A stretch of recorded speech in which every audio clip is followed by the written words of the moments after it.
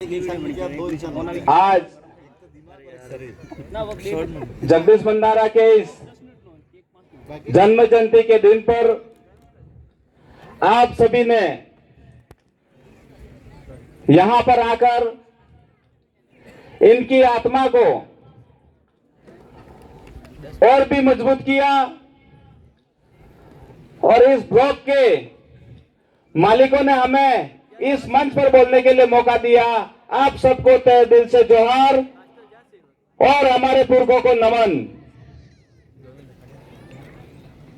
दोस्तों, युवा साथियों, अब ये समय आ गया है हमारे समाज को बचाने के लिए। ये लड़ाई है हमारे समाज को आगे बढ़ाने के लिए।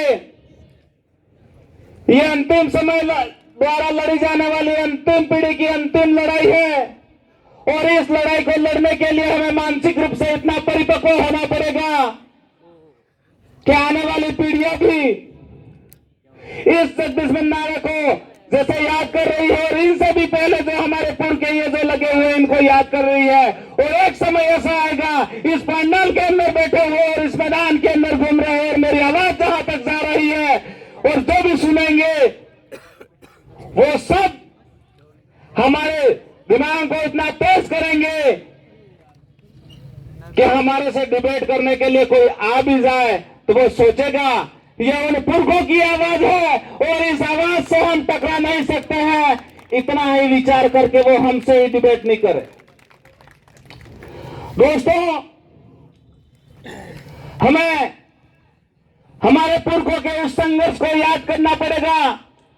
हमें पढ़ाया गया कि हमारे पुरखे जहां पर नदियों का संगम हुआ करता था वहां रहते थे, लेकिन आज की तारीख में हमारे पुरखे वहां से भागते भागते आए इन जंगलों इन पहाड़ों के अंदर और यहां से भी अब हमारी इतनी सारी मजबूरियां आ गई कि हमें हमारी जमीन बेचनी पड़ रही है और इन सरकारों ने हमारी जमीन को भी हमारे नाम से नहीं होने दिया। अब हमें सोचना पड़ेगा कि हमारे पुरखे पहले यहां पर आए थे या फिर ये सरकारें पहले आई थी।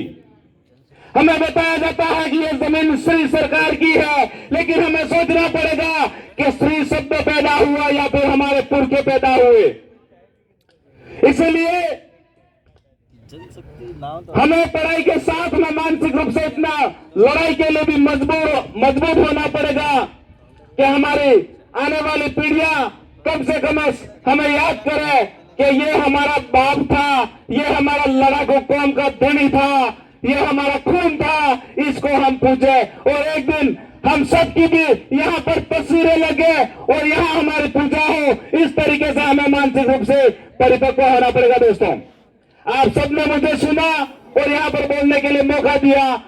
इस जगदीश भंडारा को हमने वहां पे हर कार्यक्रम में देखा, सुना और समझा। इनके बोले इतने मीठे थे और इनके भाषण इतने जोशीले थे कि इनसे आज हम भी प्रेरणा लेते हैं। दोस्तों, और धन्यवाद देता हूं उनके माता पिता और उनकी अर्धांगिनी को कि आपने हिम्मत करके आज तक यहाँ के इलाके को और पूरे प्रदेश के इलाके को हम सबको इतना आश्वस्त किया कि कल उठ के हमारे में से और भी किसी की डेथ हो जाए, मृत्यु हो जाए तो आपसे हमारे घर वाले प्रेरणा लेंगे। इसलिए हम आपसे भी पूरी तरह से आश्वस्त है कि आप जैसे माँ बाप हर किसी को मिले और हर किसी बच्चे को आगे बढ़ने के लिए प्रेरणा दें। आप सबको धन्यवाद, जोहार और नमन।